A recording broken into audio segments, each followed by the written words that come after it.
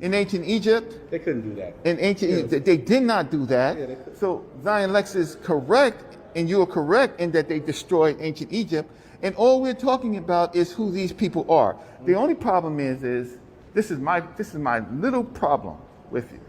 Then if why use them, right, in your biblical chronologies? Why use them?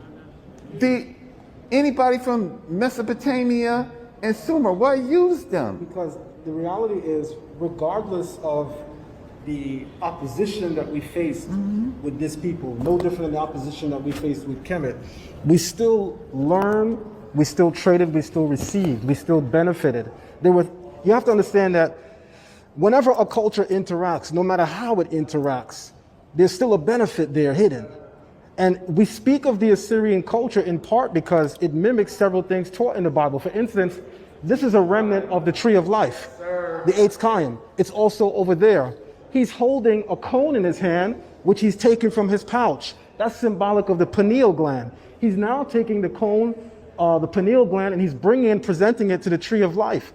People in Kemet can't do this kind of research because most people that study Kemet don't understand their Eastern culture. And the pose that you can find Horus and all types of Egyptian Neferu. Watch this. In the same position as Man, listen. No hating, y'all. I'm not trying to hate. Dr. Reggie is a bad motherfucker. But I'm going to say this, because this is our brother too, Zion. Even though Zion was out of line, I will say that because it is Reggie Tor. But still, I got to make this point. Let me just go back to what Zion said again, where he said this. Check this out. Assyrian culture in part because it mimics several things taught in the Bible. For instance, this is a remnant of the tree of life. Listen to Zion. Listen what he say. It's also over there. He's holding a cone in his hand, which he's taken from his pouch. That's symbolic of the pineal gland. He's now taking the cone, the pineal gland, and he's bringing and presenting it to the tree of life. People in Kemet can't do this kind of research because most people that study Kemet don't understand their Eastern culture. Stop. I agree with Zion 100%. I agree with him on that because we are not we, but a lot of our brothers and scholars are only interested in studying Kemet. How can you go outside of Kemet and teach this part of the culture the way Zion just broke it down if you're not going to take the time out to study it? This is what makes Zion a bad motherfucker, yo. Y'all can hate it. Y'all can get mad at it. He is taking his time to study Kemet culture. And that's why I say to Garfield, to Unc, to Reggie, that, yo, y'all need to go and study the Hebrew, whether you agree with it or not, whether you believe in it or not. That's beyond the case. You would be able to go in there and break that shit down. That's the point that I'm making. But you can't argue with somebody if they in their field and they going in on their shit. You feel me? I hope y'all understand that. I hope you understand that, man. I hope you understand what I just said.